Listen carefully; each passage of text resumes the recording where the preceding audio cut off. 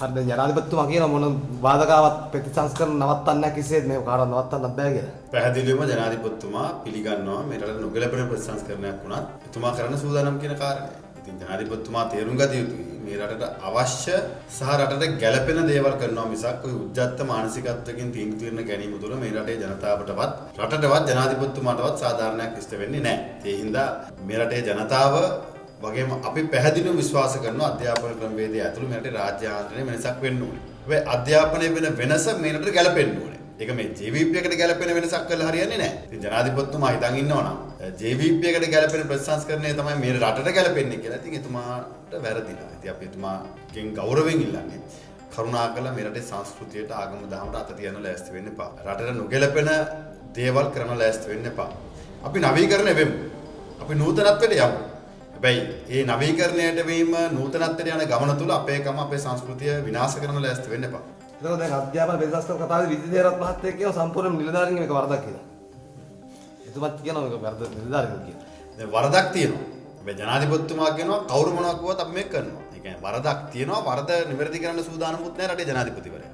හැබැයි අධ්‍යාපන ඇමතිවරයාත් විදේශ කටයුතු ඇමතිවරයාත් කියන වරදක් තුන මේ නිලධාරී කරලා තියෙන්නේ. දැන් පහුගිය දිනවල සංචාරක ව්‍යාපාරයේ විජිතේරත් ගරු අමතුමාගේ අමාත්‍යාංශයේ සංචාරක ව්‍යාපාරය ප්‍රවර්ධනය කරන ලියුමක් ගැහුවානේ. දැන් ලියුම ගහපු කෙනෙක්ට විරුද්ධ විනය පරීක්ෂණයක්වත් කරේ නැහැනේ. හැබැයි ඒකත් ආණ්ඩුවේ ප්‍රතිපත්තිය නෙවෙයි වැරදිලා ගහපු ලියුමක් කියලා කිව්වනේ.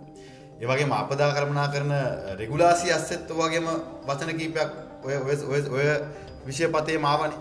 හැබැයි ඒකත් අහඹු සිදුවීමක් වෙන්න විදියක් නැහැනේ. දැන් එකම කාරණයක් සම්බන්ධයෙන් අමාත්‍යාංශ තුනක අහඹු සිදුවීම් තුනක් සිදු වෙන්න කිසිම හේතුවක් නැහැ. ඒ හින්දා ආණ්ඩුව පැත්තෙන් පැහැදිලිව මේ වක්කීම් බාරගත යුතුයි. මොකද අධ්‍යාපනය ප්‍රතිසංස්කරණ වල කමිටුව පත් කරන්නේ ගරු අග්‍රාමාත්‍යවරිය විෂයබර අමාත්‍යවරිය විදියට. ඉතින් තමන් පත් කරපු කමිටුවේ වක්කීම තමන් බාරගත යුතුයි. ඉතින් මේ කාරණා සියල්ලම අර පහුගිය අවුරුදු වලට ඇඟිල්ල දික් කළා මේක අපි නෙවෙයි මේ පහුගිය කාලේ කියන බීතිකාවෙන් දැන් අයින් වෙන්න. මොකද ඔබතුමාලා බලයට ඇවිල්ලා දැන් අවුරුද්දක් වෙලා තියෙනවා. මේක හොඳ පැත්තට ගියා නම් ඒක මාලිමාව නැත්තම් JVP එක. මේක නරක පැත්තට ගියාම පහුගිය ආණ්ඩුව. ඉතින් ඔය ලාමක දේශපාලනයෙන් අයින් වෙන්න මොකද ඔබතුමාලා මේ රට පාලනය කරනවා සහ ඔබ මේ ළමා මනස දූෂණය කිරීම තුළ වසර ගණනකට පසුවත් මේ රටේ සමස්ත සමාජයට මේක බලපාන්න පුළුවන්. මේ හින්දා රටට ගැළපෙන ප්‍රතිසංස්කරණ වලට අපි යමු. ආණ්ඩුව විපක්ෂයේ ඉන්නකොට නම් අපිට කොහොමදකයි ආණ්ඩුවෙන් වරදක් වුණොත් නිලධාරීන් නෙවෙයි ඇමතිවරයා ආස්සෙන් උන කියලා. දැන් මොකද වෙන්නේ? දැන් බෙහෙත් සම්බන්ධයෙන් දැක්කනේ ක්‍රමවේදය. පහුගිය ආණ්ඩුවේ ඇමති වැරදි. මේ ආණ්ඩුවේ නිලධාරී වැරදි. ඉතින් මේ ආණ්ඩුව තමන්ගේ වැරදි වහගන්න නිලධාරීන්ව පාවලා දෙනවා. හැබැයි අනිත් පැත්තෙන් නිලධාරීන්ට තමන්ට නිදහසේ මේ හරි තීන්දුව ගන්න ආණ්ඩුවට තියන්නෙත් නෑ ආණ්ඩුව බලපෑම් කරනවා. අපි දැක්කා ගංජා අල්ලපු මාලිමාවේ නැත්නම් JVP එකේ മന്ത്രിවරයෙක්ගේ ගංජා හේනක් වටලපු පොලිසිය නිලධාරියට වෙච්ච ඉරණම. දැන් ඔහු නීතිය ක්‍රියාත්මක කරාම ඔහු ට්‍රාන්ස්ෆර් වෙනවා. ඔහු හිරේට යනවා. ඒ වගේම අපි දැක්කා පහුගිය දිනවල කසිප්පු වල්ලපු OIC මහත්තයාට වෙච්ච දේ. ඉතින් ඒ වගේම තමයි අද ආණ්ඩුව තමන්ගේ වැරදි වහගන්න තමන් කියන දේ අහන්න නැති. තමන්ට අවනත වෙන්නේ නැති. තමන්ගේ දේශපාලන න්‍යාය පත්‍රය ක්‍රියාත්මක කරන්නේ නැති ඕනෑම රාජ්‍ය සේවකයෙක්, නිලධාරියෙක්, නිලධාරියෙක්, පොලිසිය නිලධාරියෙක්, මාධ්‍යවේදියෙක් හෝ මාධ්‍ය ආයතනයක් විපක්ෂ දේශපාලනඥයෙක් වුණත් තමන්ගේ අනසකට ආවේ නැත්තම් තමන් මර්ධනයට ලක් කරනවා. ඒක තමයි ආණ්ඩුවේ ප්‍රතිපත්තිය. හැබැයි මහින්ද ජයසිංහ නම් කියන්නේ හිටපු ගුරු උත්සවද ලොකු ප්‍රධාන කෙනෙක් නේ මහින්ද ජයසිංහ කියන්නේ. එතුමා කියන්නේ මුදල් අය වැය වෙච්ච ආකාරයෙන් වැඩන්නේ නැහැ. මේක ප්‍රශ්නයක් ආව නම් තමයි ලොකුම දේ. මුදල්ක ප්‍රශ්නයක් නැහැ කියලා. ඒක මේ මුදල් වලට කවුද වග කියන්නේ ඕනේ? මම හිතන්නේ එතුමා ඉස්සෙල්ලාම කරන්න ඕනේ අර විපක්ෂින්න කාලේ පොරොන්දුනානේ ගුරුවරුන්ගේ මූලික වැටුප් වැඩි කරගන්න. දැන් වැටුප් විෂමතාවයන් විසඳන්න. ඉතින් ඒ වෙලාවේ ගිනි තියා ගන්නවා කියලා එතුමා එළියට බැස්සේ. ඒ හින්දා දැන් එතුමා ඉස්සෙල්ලාම ගුරුවරු වෙනුවෙන් පෙනී හිටියොත් හොඳයි.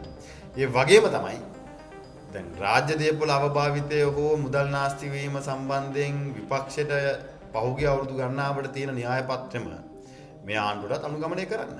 දැන් මේකේ පිටු වැරදිලා හරි print වෙලා තියෙනවා නම් ඒක නම් යම් රාජ්‍ය මුදල් වියදම් වෙලා තියෙනවා. මිනිස්සුගේ බදු මුදල් වියදම් වෙලා තියෙනවා. ඒ හින්දා ඒවටත් ඒ විදිහටම ක්‍රියාත්මක වෙන්න. මොකද විපක්ෂයට එකකුයි ආණ්ඩුවට එකක් වෙන්න බෑ. දැන් පහුගිය කාලේ ඔබතුමන්ලට තිබුණු ඡන්ද ප්‍රමාණය 103ට බැස්සා. 2.3 තිබිච්ච එක ඔබතුමන්ලා ගන්නට ආවා.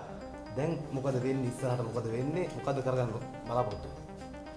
අපි දේශපාලනික වශයෙන් අපි මුණ දෙනවා. ඉතින් ආණ්ඩුව හිතන්න පුළුවන් මර්ධනයකට ගිහිල්ලා මේ රට නොගැලපෙන සමහර ඩයස්පෝරා වෙන්න පුළුවන්, යම් රාජ්‍යනෝන සංවිධාන වෙන්න පුළුවන්.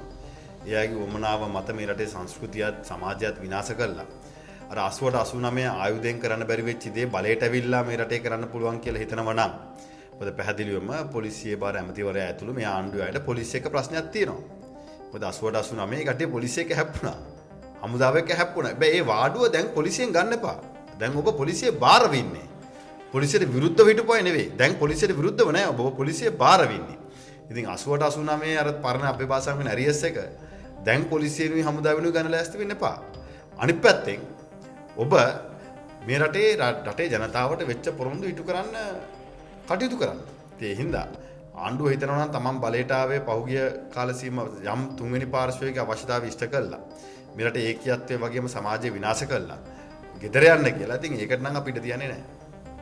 දැන් මේ රනිල් සජිත්ලා එකතු වෙන සීන් එකක් තියෙන්නේ. ඔබතුමන්ලා සහාය දෙනවද මොකද? මේ එකතු අපෝ වෙලා රනිල් මහත්තයයි සජිත් මහත්තයා එකතු වෙන්න ඕනේ කියලා මම එදා ඉඳන් හිටපු ස්ථාවරය. මොකද ඒ දෙන්නා එක දේශපාලන කඳවුරේ. එක දේශපාලන මගේ දේශපාලනේ බෙදිලා යන එකක් නෙවෙයි. අපි හැමදාම එකතු වෙලා දේශපාලනය කරන්නේ. ඉතින් ඒ හින්දා මම හිතන්නේ වෛරෙන් කුහකත්වෙන් ඉරිසියාවෙන් පෞද්ගලික හිතමනාපකම් හිතේ තියාගෙන දේශපාලනය කිරීම තුළ අපි අපේ පාක්ෂිකයටත් සමාජයටත් ලොකු අසාධාරණයක් කරනවා. ඉතින් මම හිතන්නේ ඒව අතහැරලා ඒකට එකතු වෙන්න ඕනේ. සජබේ එජාපේ එකතු වුණොත් පොහොට්ටුවත් මුක්කු ගහන්න ලෑස්තිද? නෑ පොහොට්ටුව කියන්නේ වෙන දේශපාලන බලවේගයක් වෙන දේශපාලන කඳවුරක්. අපි ඉදිරියේදී මතිවරණවල ඉදිරිපත් වෙන්නේ කොහොමද කියන කාරණේ පිළිබඳව අපි ඉදිරියේ තීන්දුව කරමු. මම හිතන්නේ සජබේත් එක්සත් ජාතික පක්ෂයේත් එකතු වීම මේ දෙන්නත් මුක්කු ගැසිල්ලක් නෙවෙයි. ඒක දේශපාලන න්‍යාය පත්‍රයේ කොටසක්. ඒක මුක්කුවක් නෙවෙයි. ඉතින් මම හිතන්නේ සජබේ අයත් බය වෙන්න ඕනේ නෑ. ඉවෙම්පි අයත් බය වෙන්න ඕනේ නෑ. ඒ දෙකොල්ල සාකච්ඡා කරන එකට. 2029 කොහොමද සූදානම?